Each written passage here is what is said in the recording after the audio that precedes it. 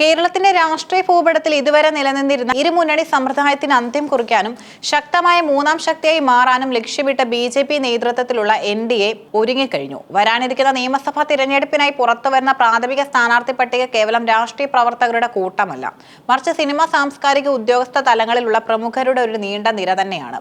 ഭരണവിരുദ്ധ വികാരവും കേന്ദ്ര സർക്കാരിന്റെ വികസന നയങ്ങളും മുൻനിർത്തി വോട്ടർമാരെ സ്വാധീനിക്കാൻ അപ്രതീക്ഷിത മുഖങ്ങളെയാണ് ഇത്തവണ ബി.ജെ.പി. കളത്തിലിറക്കുന്നത്.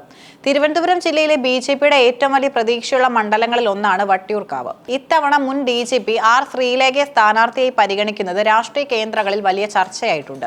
ഔദ്യോഗിക പ്രഖ്യാപനം വരുന്നതിന് മുൻപേ തന്നെ ശ്രീലേഖ പ്രചാരണ പ്രവർത്തനങ്ങളിലേക്ക് കടന്നു എന്നത് ബി.ജെ.പിയുടെ ആത്മവിശ്വാസത്തെയാണ് സൂചിപ്പിക്കുന്നത്. ഒരു IPS ഓഫീസർ എന്ന നിലയിൽ കേരളത്തിൽ വലിയ ജനസമ്മതിയുള്ള വ്യക്തിയാണ് ആർ ശ്രീലേഖ. അവരുടെ ഭരണ നൈപുണ്യവും സത്യസന്ധമായ പ്രതിച്ഛായയും വട്ടിയൂർക്കാവിലെ നിഷ്പക്ഷ വോട്ടർമാരെ ആകർഷിക്കുമെന്ന് പാർട്ടി കരുതുന്നു.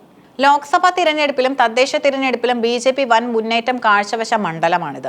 നർമ്മദ കോംപ്ലക്സിന് സമീപം ചുവരെഴുതിക്കൊണ്ട് അവർ പ്രചാരണം ആരംഭിക്കുന്നത് കേവലം ഒരു തിരഞ്ഞെടുപ്പ് തുടക്കമല്ല, മറിച്ച് മണ്ഡലം പിടിച്ചെടുക്കുമെന്ന ബി.ജെ.പിയുടെ പ്രഖ്യാപനം കൂടിയാണ്.